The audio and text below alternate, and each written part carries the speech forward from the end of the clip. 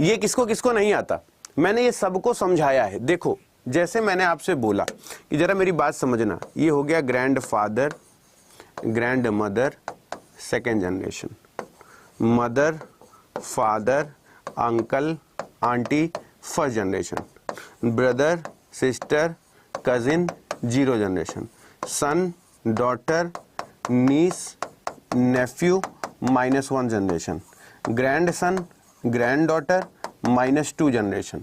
तो अगर हम आपसे पूछें कि ये बताओ a divided a hash b, a b की बहन है, a हैश b अगर a b की बहन है zero generation, $a means a b का पिता है फर्स्ट जनरेशन, पत्नी जीरो जनरेशन, भाई जीरो जनरेशन। ठीक है, ठीक है, जीरो जनरेशन है। ठीक है, अब बोल रहा है J is a father of R, J R का पिता होना चाहिए। चलो ठीक है, तो जे आर का पिता तब होगा जब ए मेल होगा, क्योंकि जे पिता तभी हो सकता है जब वो पुरुष हो। तो हर जगह देख लो परसेंटेज का मतलब क्या है, तो परसेंटेज का मतलब ब्रदर है, तो यहाँ पे जे मेल है, चलो चल जाएगा। डॉलर का मतलब क्या है, फादर है, मेल है, चलो चल जाएगा। सी की अगर फिर अगर एट द रेट की बात करें तो एट द रेट का मतलब ये देखो वाइफ है, तो मतलब ये तो कभी हो ही नहीं सकता, क्योंकि एट द रेट का मतलब वाइफ है, और अगर जे फीमेल हो गया तो फादर तो हो ही नहीं सकता।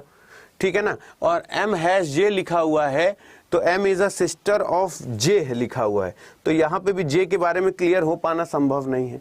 अगर मैंने ये दो ऑप्शन हटाया तो कितने लोग सहमत हो, अभी तक मैंने सॉल्व भी नहीं किया है, अभी तक मैंने सॉल्व भी नहीं किया है, कितने लोग मानते हो कि सर का कहना सही है? भाई इसका यहाँ पे जेंडर ही नहीं क्लियर है, यहाँ पे जेंडर ही नहीं क्लियर। भाई मैंने अभी तक सिर्फ कॉमन सेंस लगाया है कि जे आर का पिता है तो जे को मेल होना चाहिए, और यहाँ पे जे फीमेल है और वहां जे का जेंडर नहीं डिसाइड है, तो यानी 3-4 मैंने हटा दिया बिना सॉल्व किए। कितने लोग सहमत हो कि अतुल अवस्थी सही कह रहे हैं या गलत? कितने लोग सहमत हो कि अतुल अवस्थी सही कह रहे हैं या गलत? अब हम जनरेशन देख लेते हैं। परसेंटेज की अगर मैं बात करूं तो 0 जनरेशन है, डॉलर की अगर मैं बात करूं तो 1 जनरेशन है, हैश की अगर मैं बात करूं तो 0 जनरेशन है, यानी फर्स्ट जनरेशन आना चाहिए, फर्स्ट जनरेशन आना चाहिए। बोले ठीक है फर्स्ट जनरेशन आ रहा है। दूसरे की अगर मैं बात करूं तो यहाँ पे डॉलर कौन सी जनरेशन है, बोले फर्स्ट जनरेशन। परसेंटेज कौन सी जनरेशन है, 0 जनरेशन। हैश क्या है, 0। तो यानी अब इन दोनों को हमें सॉल्व करना पड़ेगा, इन दोनों को मैन्युअली ड्रॉ करना पड़ेगा। तो यहां से देख लेते हैं जे परसेंटेज के, तो जे परसेंट एक को सॉल्व करो, एक गलत एक सही है, कंफर्म एक गलत एक सही, तो किसी एक को सॉल्व करो। सोचो जहां चारों को सॉल्व करना होता वहां किसी एक को सॉल्व करो। पहला वाला देख लेते हैं, जे परसेंटेज के मतलब A is a brother of B, यानी J is a brother of किसका, K, J is a brother of K dollar, K is a father of M, K is a father of M, M hash R, M hash R, M is a sister of, M is a sister of R, ये हो गया।